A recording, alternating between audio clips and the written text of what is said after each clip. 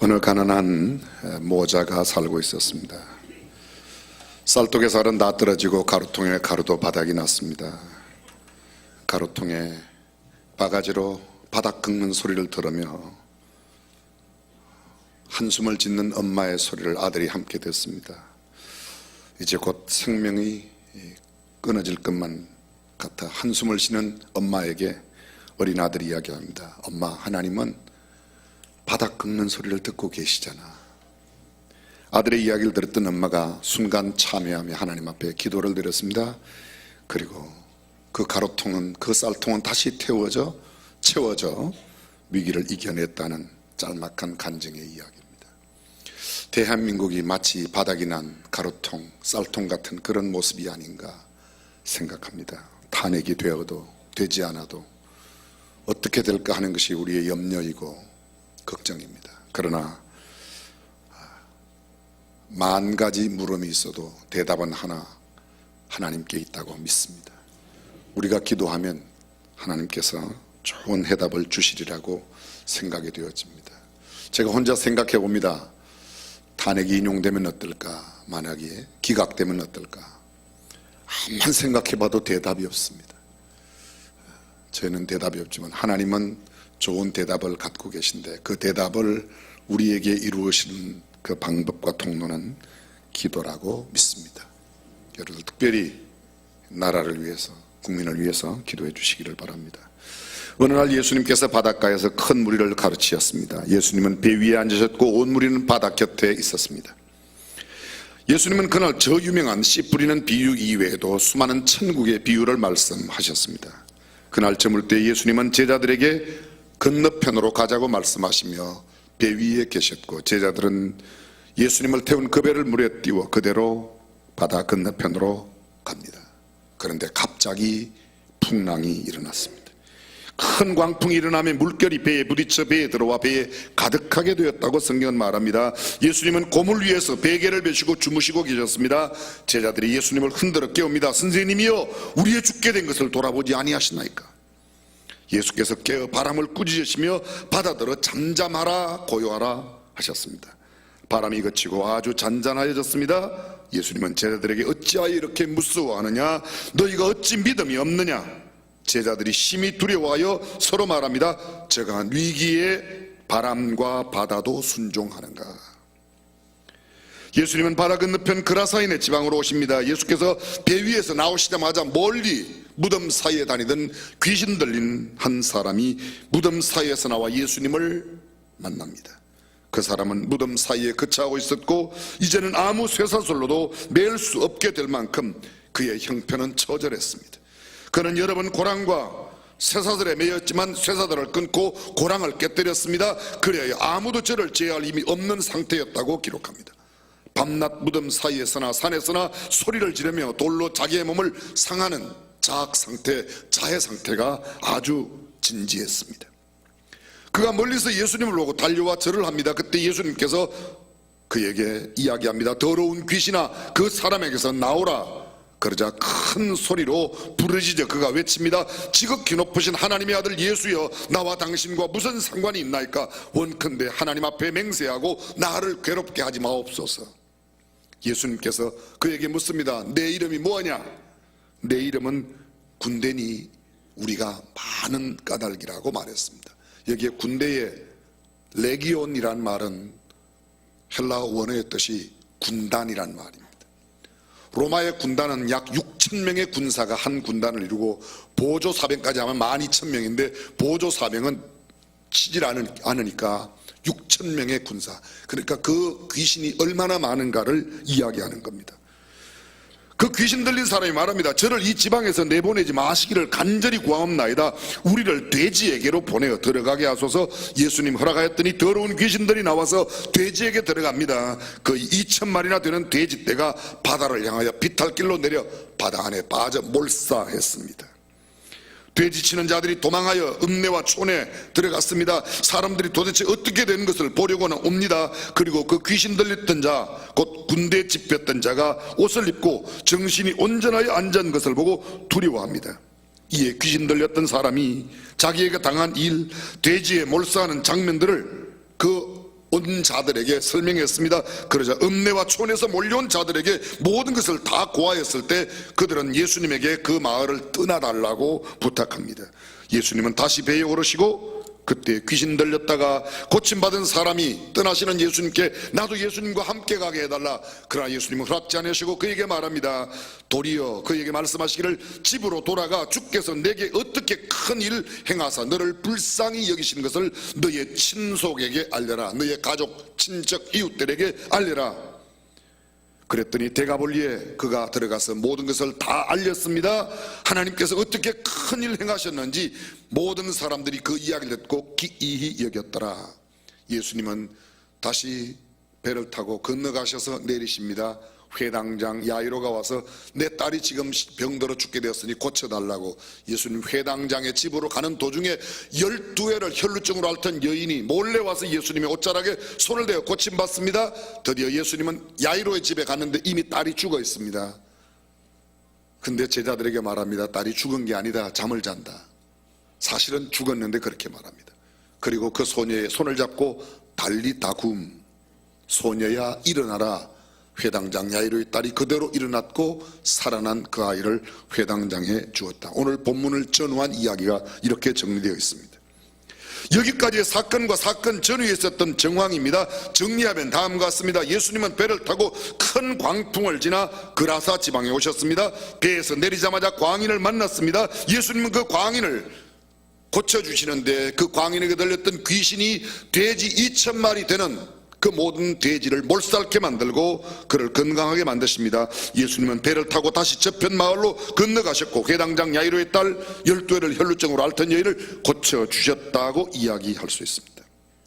몇 가지 질문을 던지면서 이 말씀이 우리에게 주는 교훈을 생각해 보려고 합니다. 첫째, 예수님은 제자들의 생명까지 위협받는 그 광풍 속에서 왜 그라사 땅으로 가셔야만 했는가? 두 번째, 예수께서 그라사인의 땅에서 행하신 유일한 사역, 이 귀신을 쫓아내어 2,000마리의 돼지를 죽게 만들면서까지 한 영혼을 건져내신 이 이야기에 담겨진 영적 의미는 무엇인가? 마지막 세 번째, 그라사 광인의 모습 속에서 우리가 볼 수 있는 것은 무엇인가? 그렇습니다. 이 그라사의 광인 속에 귀신의 역사, 귀신이 하는 일 얼마나 끔찍한가를 볼 수 있습니다. 광인의 모습 속에서 가만히 보면 광인의 모습 속에 나를 볼 수 있습니다. 광인이 고침받는 결정적인 원인은 예수님이 그에게 왔기 때문입니다. 오늘도 귀신 들린 자를 고칠 수 있는 유일한 길은 하나님밖에 없는 줄로 믿습니다. 광인 그 한 사람의 가치가 2,000마리의 돼지 떼보다도 훨씬 더 중요한 것을 보여주기도 합니다. 예수님은 광풍의 위협을 감수하고 제자들이 죽을 수 있다고 생각하는 그런 상황을 지나서까지 그곳 그라사 땅에 오셨습니다. 2,000마리의 돼지 떼를 희생하고라도 이 영혼을 건져내는 우리 주님의 영원 사랑이 있습니다. 이 내용들이 오늘 본문 속에 담겨져 있습니다. 첫 번째로 보겠습니다. 귀신이 얼마나 잔인하고 얼마나 힘이 있으며 귀신이 얼마나 사악한지 오늘 성경 본문은 우리에게 단적으로 보여주고 있습니다. 성경은 이렇게 말합니다. 그가 무덤 사이에 거처하게 되었다. 다른 말로 말합니다. 그는 집에 거하지 않습니다. 집을 나온 사람입니다. 집을 떠난 사람입니다. 계속해서 성경은 이제는 아무나 쇠사슬로도 맬 수 없게 되었다. 아무도 그를 제어할 힘이 없습니다. 무덤 사이에서나 산에서나 소리를 지릅니다. 옷을 입지 않고 있지만 벌거벗은 수치를 모릅니다. 알몸에 돌로 상처를 냅니다. 사단의 세력이 그에게 미치면, 귀신에 사로잡히면 육체적으로 정신적으로 극도로 고통 가운데 지옥의 처참한 형편으로 전락해버린다는 사실을 보여주고 있습니다. 너도 나도 상관없습니다. 많이 배운 사람도 소유력을 많이 가지고 있는 사람도 상관없이 귀신이 잡히면 그 누구도 모두 이런 처참한 모습으로 바뀌어질 수밖에 없습니다. 그의 세력을 보십시오. 예수님이 그에게 이름이 뭐냐고 물었더니 그가 뭐라고요? 군대라고 이미 말씀드렸습니다. 레기온, 적어도 6,000명의 군사로 이루어진 군대입니다. 그 귀신이 얼마나 센지, 얼마나 어마어마한지, 그 규모가 얼마나 큰지, 힘이 얼마나 큰지를 이 군단이라는, 레기온이라는 단어가 명백히 설명합니다. 한 영혼을 괴롭히는 귀신의 숫자와 그 활동, 그의 간교함을 봅니다. 우는 사자와 같이 할 수만 있다면 지금도 택한 자를 넘어뜨리기 위하여 달려드는 사단과 그의 졸개들, 귀신입니다. 사단은 마귀고 마귀가 사단입니다. 귀신들은 사단과 마귀의 졸개들을 귀신들이라고 그러는 겁니다. 근데 오늘 성경은요, 사단이 아닙니다. 귀신들이에요. 쫄개들도 이렇게 무서운 겁니다. 우리는 성경을 통해서 얼마든지 이 귀신의 역사가 얼마나 많은지를 볼 수 있습니다. 예수님께서 공생의 사역을 처음 시작하실 때 요단강에서 침례를 받으시고 광야로 나가십니다.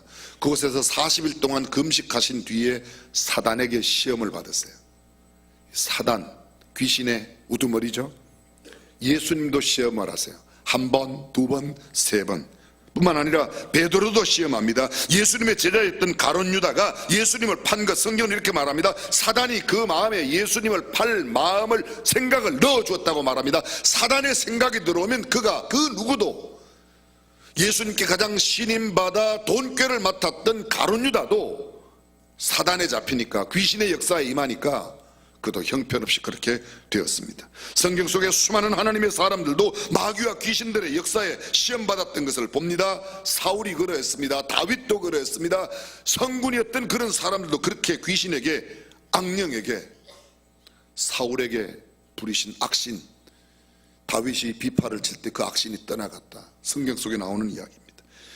우리는 성경 속에서 그 귀신의 사악함을 볼 수 있습니다. 예수님께서 그 귀신을 쫓아내실 때 우리를 돼지떼에게 들어가게 해달라고 말합니다. 그냥 나가면 그만인데 꼭 돼지떼에 가서 경제적인 재산에 손해를 입힙니다. 돼지 2,000마리나 되는 돼지를 전부 다 몰살시키는 끔찍한 결과를 만들어냅니다. 사람을 괴롭히던 귀신이 이제는 말 못하는 짐승의 떼를 죽이고자 합니다. 사단의 정체, 귀신이 하는 일이 이런 것입니다. 폐를 끼칩니다. 사람을 죽이고자 합니다. 파괴하는 것이 마귀요 귀신입니다. 성경 속에 귀신이 하는 일이 찾아보았더니 엄청 많이 있더라고요. 영어의 디몬이란 말이 헬라어의 디모니온이라고 하는 마귀라는 단어에서 온 겁니다. 영적인 능력을 가지고 있습니다. 악령, 귀신, 마귀의 부하로도 불리우고 있습니다. 하나님께서는 성경을 통하여 악령들의 다양한 사역에 대해서 아주 구체적으로 언급하고 있습니다. 거짓말을 합니다. 위장술을 특출합니다. 정체나 사역을 혼돈시켜서 사람들이 잘 구분하지 못하게 합니다. 이 귀신, 신적인 실존하고 실존적으로 존재하는 악령의 역사가 실제로 있었다는 겁니다. 자, 여러분 쉽게 생각해 보십시오. 귀신 들린 사람 있어요, 없어요? 보면 알아요, 몰라요? 알 수 있어요. 귀신이 하는 역사, 이성을 사로잡습니다. 병들게 합니다. 인격을 지배합니다. 미치게 합니다. 무덤 사이에 거하게 합니다. 옷을 벗고 오랫동안 입지 않게 만듭니다. 집에 있는 것을 답답하게 생각하여 무덤 사이에 뛰어다니게 만듭니다. 성경에 보면 누가복음 8장에 오래 옷을 입지 아니하며 집에 거하지도 아니하고 무덤 사이에 거한다고 이야기하고 있습니다. 뿐만 아닙니다. 사람을 사납게 합니다. 마태복음 8장 28절에 예수께서 건너편 가다라 지방에 가심에 귀신 들린 자 둘이 무덤 사이에 나와 예수를 만나니 저희는 심히 사나워 아무도 그 길로 지나갈 수 없을만 하더라. 오늘 본문에 나오는 마가복음 5장의 이야기가 마태복음에는 이렇게 두 사람이라고 말합니다. 여기에 따른 신학의 의견이 분분합니다. 한 사람은 유대인이고 한 사람은 유대인이 아니었기 때문에 두 사람이지만 한 사람이다. 한 사람이 더 심하였기 때문에 한 사람이다. 여러 가지 해석이 있습니다. 지금 그런 해석이 중요한 게 아니라 귀신이 누구에게든지 들어가면 이런 엄청난 일을 행한다는 겁니다. 인간을 괴롭힙니다. 인간을 죽이려고 합니다. 큰 소리를 지르게 합니다. 경련을 일으키게 합니다. 옷을 벗게 만듭니다. 점치는 사람들. 여러분 혹시 텔레비전이나 실제로 보신 분도 계실 거예요. 강신구 타는 사람 봤죠? 신이 임한다고 그랬고 내릴 강자. 혹시 왜 이상한 옷 입고 막 풀풀 뛰면서 짝두 타는 사람 봤습니까? 유리병 위에 막 바르는데도 발이 이렇게 찔리지도 않는 거 봤습니까? 오직 성경밖에 안 봤습니까? 참 신기해요.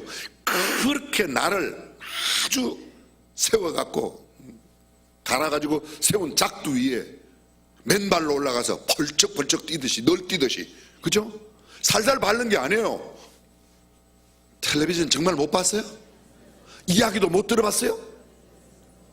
어떻게 그게 발도 안 베죠? 귀신의 역사예요. 귀신의 역사. 점도 치고 사람을 광야로 몰아냅니다. 많은 사람에게 붙은 귀신이라고 성경은 말합니다. 그때에 귀신 들려 눈 멀고 벙어리 된 자를 만들고, 다시 말하면 그를 장애인으로 만들고 병들게 만드는 겁니다. 귀신들 참 우리가 가끔 그런 말이죠. 귀신같이 알아, 귀신같이 알아 그러죠. 성경에 보니까 뭐라고 말해요? 귀신 들린 그 사람이 오늘도 보면 지극히 높으신 하나님의 아들 예수요. 예수님을 이렇게 정확하게 알 수 있습니까? 웬만한 신학자보다 더 잘 알아요. 지극히 높으신 하나님의 아들 예수여, 나와 당신이 무슨, 야고보서에 보게 되면 이렇게 되어 있습니다. 귀신들도 믿고 떠느니라. 귀신들도 믿는다고 그래요. 믿음 잘 모릅니다. 우리가 다 이렇게 있으니까 잘 몰라요. 어떤 사람은 귀신의 역사로 믿는, 여러분 귀신도 방언을 하게 해요. 누가 맞아 그랬어요? 맞다고 그러잖아요. 봐요. 맞아요. 귀신의 역사가 이 외에도 엄청나요. 하나님이 한 분이신 줄 나도 안다. 귀신 전도하는 거 방해하는 역사, 귀신 수많은 역사들이 있습니다. 이 짧은 시간에 소개할 수 없는 수많은, 제가 찾은 것만 해도 성경 수백 구절에 적어도 20가지 이상 수많은. 근데 좋은 게 하나도 없습니다. 귀신이 하는 일은 좋은 게 하나도 없어요. 어떤 사람이 가끔 병도 고치잖아요. 고치기는 고치는데 조금 있으면 더 심해져요. 막달라 마리아 기억나십니까? 나갔다가 그 다음에 올 때 더 센 귀신 7을 데리고 들어와서 그 나중 형편이 처음 형편보다 더 심하더라. 여러분 무당이 굿하는 거 보면요, 잘 되게 해달라는 게 아닙니다. 전부 다 잘 못 되는 거 막아달라는 거예요. 하나님께 기도하는 것은 하나님께서 우리에게 선한 것을 축복으로 허락하여 주시는 줄로 믿습니다. 귀신의 역사. 근데 여러분 오늘 귀신 들려 지금 날뛰고 있는 이 광인의 모습을 가만히 보십시오. 우리가 두 번째로 살펴야 할 내용은 그 광인의 모습을 보면 광인 속에 나의 모습이 보입니다. 누가 보인다고요? 고목사가 보인다고요? 내가 보인다고요. 내가. 보십시오. 본문의 광인은 집에 없습니다. 다시 말하면 방황하고 있습니다. 배회하고 있습니다. 정착하여 살고 있지 못합니다. 안정된 삶의 터전이 없습니다. 요사이 말로 말하면 노숙자예요. 홈리스입니다. 보통 노숙자가 아닙니다. 역전에 있는 노숙자가 아니라 여기는 무덤 사이에 있는 노숙자입니다. 집을 떠났습니다. 집이 없는 사람, 안정되지 못한 사람, 현대 한국인들의 마음속의 향수는 돌아갈 집을 그리워한다는 겁니다. 영원한 안식처, 마음의 고향, 엄마 품, 이런 단어들이 얼마나 정겹게 우리에게 그리운지 모릅니다. 우리가 부르는 노래 가운데 가장 많은 주제가 뭔가 하면 사랑이에요. 그 다음에가 뭔지 아십니까? 이별입니다. 이별. 사랑과 이별이 노래가 부르는 대중가요 가운데 제일, 그 다음에 아마 많은 노래가 고향, 향수가 아닐까 생각합니다. 수원에 사는 사람은 이 노래는 다 알아요. 나의 살던 고향. 홍남파 선생님 지었던, 아시죠? 내 고향 남쪽 바다. 몰라요? 타향도 정이 들면 고향이라고. 그 누가 말했든가 말을 했든가 바보처럼 아니야 아니야, 그것은 거짓말, 향수를 달래려고. 해봐요. 괜찮아요. 마귀를 찬양하는 노래는 부르면 안 되지만 이런 건강한 건전한 노래는 불러도 괜찮아요. 노래방에 가서 다 부르시면서 뭘 또 모르시는 척하고 그래요. 저의 18번 곡 고향무정. 구름도 울고 넘는 자라 쿵짝 울고 넘는 젖산 아래 함께 그 옛날 내가, 아니 다 함께 하자는데 그 못 알아들었어요? 살던 고향이 있었건만 지금은 어느 누가 살고 있는지, 지금은 어느 누가 살고 있는지, 산골짜기엔 물이 마르고 기름진 분 전녹다 잡초의 무.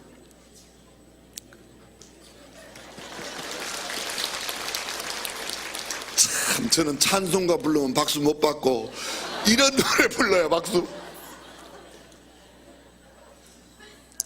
고향이 그리워도 못 가는 신세, 초가 삼간 집을 지은 정든 땅 내 고향. 아기 염소 벗을 삼아 논밭길을 가노라면 이 세상 모두 내 것인 것을 왜 남들은 고향을 버릴까, 고향을 버릴까. 나는야 흙에 살리라. 내 사랑 순이와, 아니 내 사랑 춘자와 손을 맞잡고 흙에 살리라. 고향 노래가 얼마나 많은지 모릅니다. 고향 잃은 사람 고향을 다 그리워하는 겁니다. 우리가, 자 여러분, 수원이 고향인 사람 손 한번 들어보세요. 나는 수원에 만고 천고만고 수원에 계속 살겠다 그런 사람 손 한번 계속 들고 계셔봐요. 근데 못 살아요. 다 떠나요. 조금만 있으면 이영배 장로님 곧 떠나실 거예요. 좀 미안하지만 오래 못 살아. 한 50년도 못 사실 거예요. 내가 고향이라고 믿고 있지만 이게 고향이 아니에요. 우리는 돌아갈 고향이 있는 사람들입니다. 근데 고향 없는 사람, 왜 이북에서 넘어온 사람들이 그렇게 절기만 되면, 명절만 되면, 설되고 추석되면 고향이 그리워도 못 가는 거예요. 망향동산이라는 게 뭐예요? 발알망자 고향, 고향을 바라본다는 거 아닙니까? 성경 속의 족장들 보십시오. 아브라함, 이삭, 야곱, 요셉 기억나십니까? 야곱이 죽을 때 애굽에서 죽어요. 죽기 전에 아들에게 이야기합니다. 요셉에게, 나 죽으면 이 땅에 묻지 마라. 요셉이 바로 왕에게 아버지 야곱이 죽자 이야기합니다. 우리 아버지가 돌아가실 때 마지막 남긴 유언이 이것입니다. 우리 할아버지, 우리 증조 할아버지가 있는 막벨라 굴에 장례하기를 원합니다. 총리인 나에게 시간을 좀 주십시오. 한 달간 휴가를 맡아요. 그래서 그 아버지의 시체를 갖고 막벨라 굴에 장례를 지내고 돌아오는 겁니다. 그들은 여러분, 요셉이 마지막 애굽에서 죽을 때 남기는 마지막 유언이 뭐예요? 하나님께서 언젠가는 이스라엘 백성들을 돌아보실 거다, 권고하실 거다. 그런데 너희는 나갈 때에, 이 애굽을 나갈 때 내 해골을 메고 나가라. 요셉은 애굽의 총리였습니다. 총리인 그가 자기의 조국 땅 가나안 땅에, 헤브론 땅에 무덤을 갖지 못합니다. 그곳에 죽어 장례 지냅니다. 총리가 죽으니까 애굽에. 그런데 그는 말합니다. 나는 죽어 여기에 장례 지낼지라도 언젠가 하나님이 이 백성을 인도하여 내실 때 내 해골. 요셉은 자기의 해골마저도 그곳에 두기를 원치 않았던 겁니다. 그들이 바라보는 본향이 있었기 때문에. 오늘 고향이 없는, 아니 고향을 떠난, 집을 떠난 광인이 혹시 나가 아닌지 모르겠습니다. 우리 모두 나그네입니다. 우리 모두가 홈리스입니다. 우리가 모두 광인입니다. 정신과 의사들의 진단이 무엇입니까? 정신병에서 자유로운 현대인은 단 한 명도 없다. 그 말을 뒤집어 말하면요, 현대인들은 모두 다 정신병자는, 약간의 차이가 있을 뿐, 너무 심해서 병원에 가야 되는 사람, 아직 심하지 않기 때문에 병원에 안 가 있는 사람의 차이가 있을 뿐, 우리 모두는 다 광인입니다. 정신병자입니다. 저는 요사이 봅니다. 오해 없이 들어주세요. 요새 대통령 정신병자들이 많아요. 조국이나 국민을 별로 생각 안 해요. 오직 대통령 그 자리만. 누굴까? 그건 그냥 여러분들이 생각하시지, 그걸 누구냐고 저한테 물으면 제가 입장이 어떻게 되겠습니까? 정말 국민을 사랑하고 나라를 사랑하고 이 나라를 걱정하고, 그래서 내가 정말 이 한 몸 바쳐 헌신하겠다, 그러면 참 좋겠어요. 모든 현대인들은 차이가 조금 있을 뿐, 정신병, 스트레스, 노이로제, 신드롬, 약간의 트라우마가 없는 사람 하나도 없습니다. 저도 트라우마가 있어요. 저는 군대에 대한 트라우마가 있어요. 군대를 갔다 왔는데 가끔 꿈에 군대 또 붙잡혀 갑니다. 나는 군대 갔다 와 이야기를 하는데도 말도 안 듣고 계속해서 훈련시키는 겁니다. 미치고 환장하겠어요. 이런 신드롬 다 있어요. 어떤 사람은요, 돈에 미쳐있는 사람, 세상에 조금은 다 미쳐 살아가는 거예요. 저마다 삶의 고뇌를 알고 있습니다. 저마다 남모르는 가슴앓이를 하며 살아갑니다. 아무리 높은 자리에 있어도 오죽하면 그분이 내가 이러려고 이 자리에 왔나, 이렇게 말하는 거 아닙니까? 지금 이때에 대통령 권한 대행하시는 분, 국회의원 하시는 분들, 장관들 마음 편할까요? 옛날에 그런 말이 있어요. 천석군은 1000가지 걱정이 배운 사람대로, 교수도 판검사도 변호사도 의사 약사 교사 부자 권세자, 인기 있는 연예인은 고민이 없을까요? 근데 왜 그 사람이 자살해요? 최모실 자살했잖아요. 마릴린 monroe 세계적인 육체파 자살했잖아요.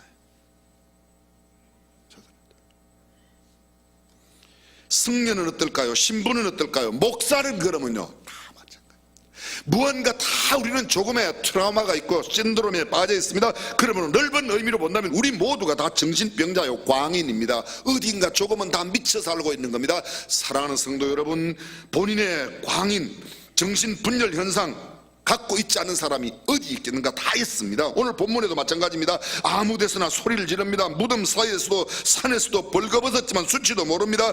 돌로 자신의 몸을 상하게 합니다. 심한 자기학대 현상이 있습니다. 자학이 아주 심각합니다. 최고의 자학이 무엇입니까? 스스로 목숨을 끊는 자살입니다. OECD 국가 중에 우리나라가 자살률 1위입니다.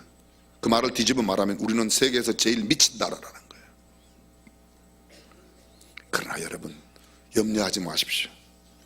아무리 우리가 미쳤다고 해도 주님 만나면 해결될 줄로 믿습니다. 백문일답, 아무리 세상에 문제가 많아도 유일한 대답, 예수 그리스도가 있습니다. 오늘 본문의 광인, 스스로 고칠 수 없습니다. 희망이 없습니다. 치유와 회복이 불가능합니다. 인간의 노력으로 되지 않습니다. 재능으로, 세상의 힘과 능력으로, 세상의 어떤 약으로 조금은 도움을 받을지 모르지만 근본적인 치료책이 없습니다. 근본적인 치료는 예수님을 만날 때 주님의 능력으로만, 십자가의 보혈의 능력으로만 이루어질 줄로 믿습니다. 근본적인 고침과 새로운 삶, 예수 그리스도 이외에는 없습니다.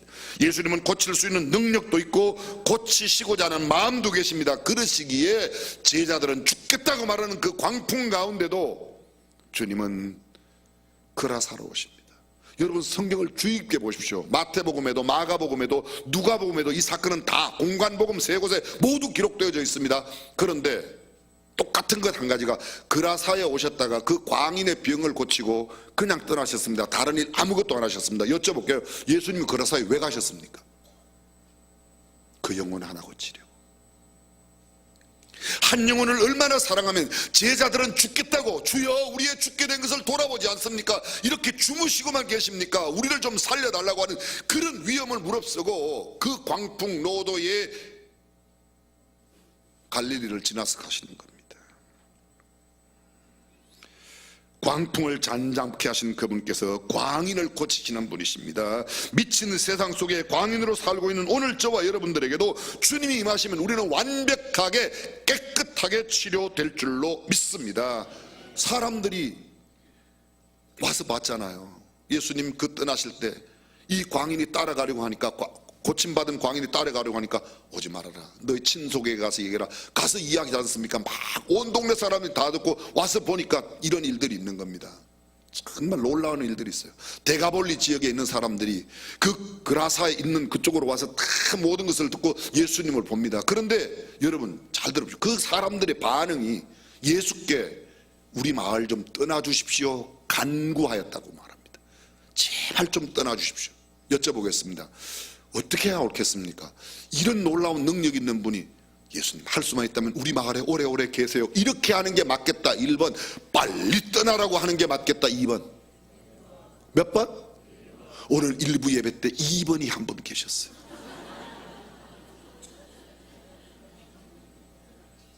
근데 오늘 성경 본문에 보니까요, 몽땅 2번에 몽땅. 그 마을 사람들은 예수님 빨리 우리 마을을 떠나주십시오. 이렇게 능력 많은 분이 귀신 들린 이 사람을 벌거벗고 소리를 지르며 온갖 만신창에 살아가고 있는 이 사람을 구해준 예수님을 우리 마을에 좀 계시면 우리 마을은 앞으로 모든 게 해결될 텐데, 우리 집안은 다 평안할 텐데 그분을 빨리 떠나라는 겁니다. 이유는 한 가지예요. 제가 하나님께서 주신 이미지네이션, 상상력을 생각해 봤더니 이 사람들은 고친 광인의 모습을 보는 것도 아닙니다. 예수님의 능력을 보는 것도 아닙니다. 그 놀라운 기적에는 관심이 없습니다. 2,000마리 죽은 돼지 계산만 하는 겁니다. 돼지 한 마리 값이 얼마죠? 돼지 장사 하시는 분 한 마리에 얼마예요? 예? 60만 원. 와, 60만 원이에요. 저는 일부 예배 때 한 마리 한 10만 원 하나 20만 원 이렇게 계산했는데요, 30만 원까지 계산해 봤어요. 한 마리에 10만 원이면 2,000마리면 2억이에요. 60만 원이면 12억이에요.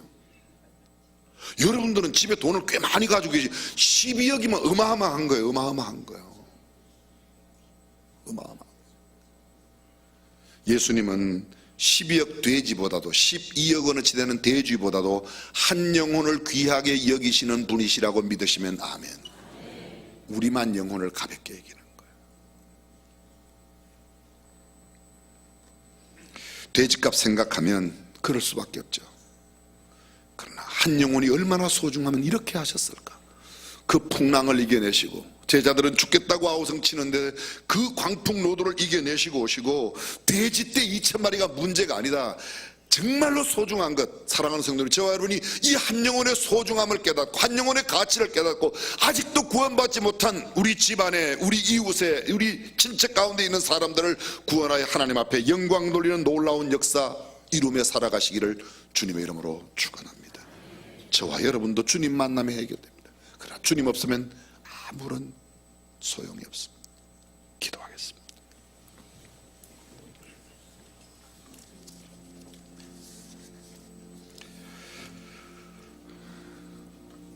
돌아갈 고향 없는 정처 없는 인생, 무덤 사이에 벌거벗은 몸으로 자해하며 난동을 부리고 있는 소리 지르는 그 모습이 처절한 현대인의 모습, 바로 내 모습인지도 모르겠습니다. 그러나 주님을 만난 사람은 이런 모든 문제를 해결을 받을 수가 있습니다. 주님 없는 사람, 그것보다 더 비참하고 어렵고 힘든 일이 무엇이 있겠습니까? 우리 주변에 아직도 주님을 알지 못하는 사람들이 있습니다. 돌아갈 고향 없는 사람, 정처 없이 유리방황하는 사람, 배회하며 자기의 몸을 자해하고 어떤 쇠사슬로도 메어둘 수 없는 그런 상태, 귀신의 억압 속에 살아가는 사람들이 얼마나 많은지 모릅니다.